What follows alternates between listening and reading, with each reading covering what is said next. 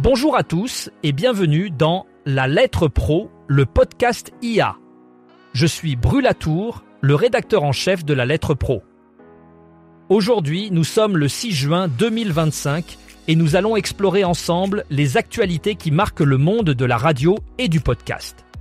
Au programme, le classement, le Radio Buzz 40, les adieux de Jean Rességuier au micro de RMC, les défis et leviers pour la radio dévoilés par Martin Hajdari lors des assises de la radio, l'initiative de Énergie pour planter des arbres grâce à ses auditeurs, et bien plus encore. Commençons par le classement, le Radio Buzz 40. Ce classement innovant, élaboré en partenariat avec la Lettre Pro de la radio, se distingue par sa méthodologie unique. En effet, il ne se base pas sur l'audience des radios, mais sur une approche plus humaine. Chaque programmateur dispose d'une voix. Cela permet de mettre en avant les choix des professionnels plutôt que de se fier uniquement aux algorithmes et aux machines. Ce classement est calculé à partir des diffusions sur plus de 200 stations de radio, offrant ainsi une perspective nouvelle et rafraîchissante sur la musique diffusée.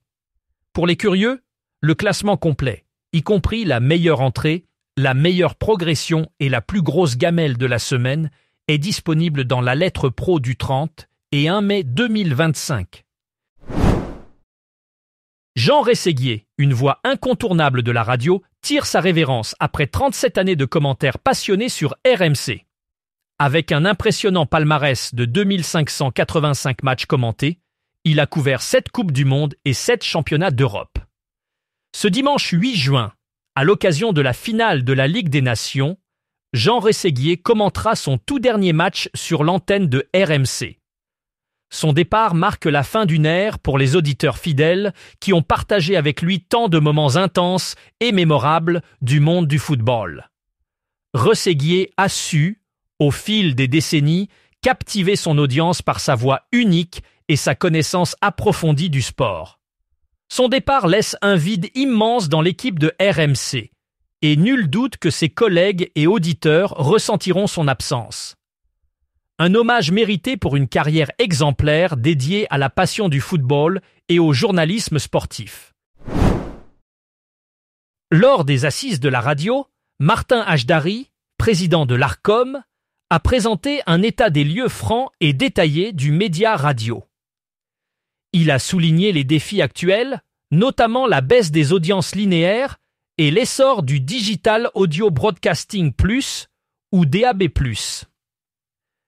Hajdari a insisté sur la nécessité d'une adaptation réglementaire pour répondre à ces évolutions. Il a appelé à la confiance et à l'audace pour transformer la radio en un média d'avenir.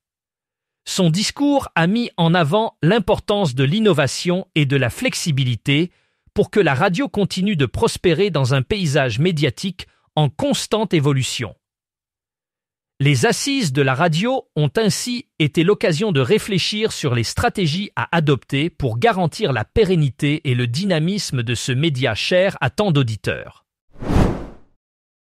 En ce jour de la Journée mondiale de l'environnement, la radio Énergie renforce son engagement écologique en renouvelant son partenariat avec Plantons pour l'avenir. Depuis un an, cette initiative vise à la reforestation des forêts françaises. Le concept est simple et impactant. Pour chaque auditeur qui passe à l'antenne, un arbre est planté. Cette opération inclut l'ensemble de la grille d'antenne de Énergie, créant un lien direct entre l'interaction des auditeurs et une action concrète pour l'environnement.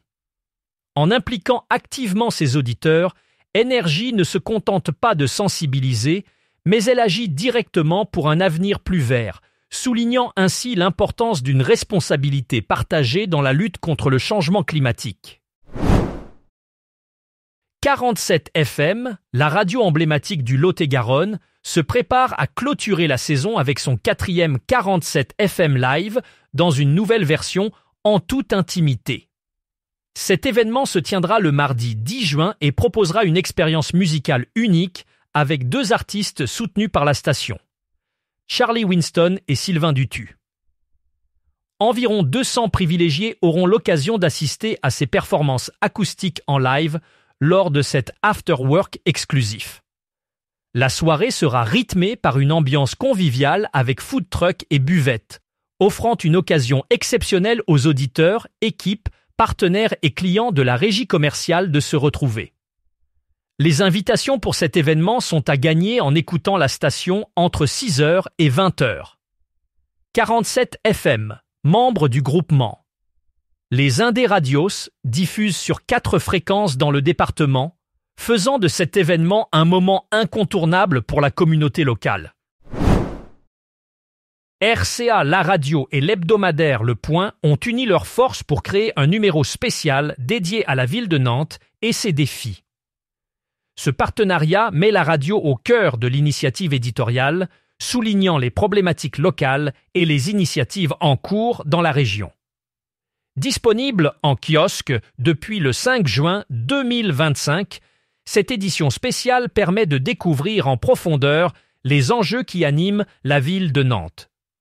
Elle offre une perspective unique en intégrant des éléments radiophoniques dans le contenu écrit, créant ainsi un pont entre les médias traditionnels et numériques. Ce numéro spécial vise à informer et sensibiliser le public sur les dynamiques locales, tout en renforçant le rôle de la radio comme vecteur d'information et de réflexion sur les sujets de société.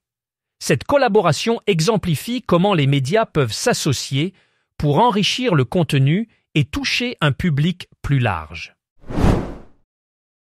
Pierre Bellangère, le président fondateur de Skyrock, a pris la parole le jeudi 5 juin lors des assises de la radio à l'Arcom. Dans un discours passionné, il a défendu la radio comme le centre de gravité de la sincérité collective et a souligné l'importance d'une régulation responsable face à la transformation des réseaux sociaux. Il a rappelé que l'audience des jeunes, notamment des 13-19 ans, est en augmentation, ce qui surprend dans un contexte où beaucoup pensent que la radio est en déclin. Bellangère a expliqué que cette tranche d'âge redécouvre la radio comme un espace de sincérité, à l'opposé des réseaux sociaux où la mise en scène et le cynisme prédominent. Il a affirmé que la radio reste un média régulé, responsable et un trésor pour la société, en soulignant que sa force réside dans la sincérité partagée. Ce plaidoyer vibrant souligne l'importance de préserver la radio comme un média authentique et sincère dans un monde de plus en plus numérique. Lors de la fête de la radio, qui s'est tenue les 5 et 6 juin 2025, l'Alliance pour les chiffres de la presse et des médias, ou ACPM, a publié une étude révélant que 67% des écoutes radio en France au premier trimestre 2025 ont été effectuées via smartphone. Cette tendance démontre une évolution significative des habitudes des auditeurs qui privilégient de plus en plus la mobilité pour écouter leurs émissions préférées. Avec 689 millions d'écoutes actives enregistrées et une durée moyenne d'écoute de 42 minutes et 9 secondes par session, la radio continue d'occuper une place importante dans le quotidien des Français. Ces chiffres confirment l'attrait persistant de la radio, malgré la montée des plateformes de streaming. En s'adaptant aux nouvelles technologies, la radio réussit à maintenir son rôle de média de référence et à s'ancrer dans le numérique tout en conservant son essence traditionnelle. Nostalgie a récemment inauguré son tout nouveau studio, le studio Johnny Hallyday, en hommage à l'icône de la chanson française. L'événement s'est déroulé le mardi 3 juin et a rassemblé des personnalités proches du chanteur. Parmi les invités, Laura Smet, la fille de Johnny, et Pascal Obispo, qui a collaboré avec la star sur l'album « Ce que je sais » en 1998. Ce studio représente un lieu de mémoire et de musique honorant l'héritage de Johnny Hallyday, une figure emblématique de la scène musicale française.